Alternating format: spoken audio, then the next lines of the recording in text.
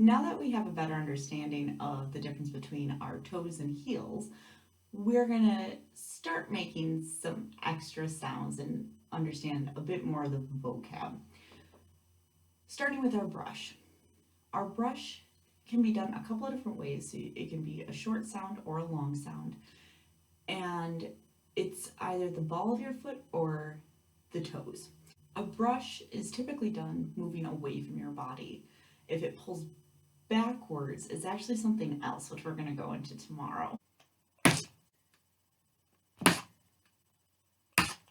will see you tomorrow as we talk about the backwards equivalent of a brush. I will see you then.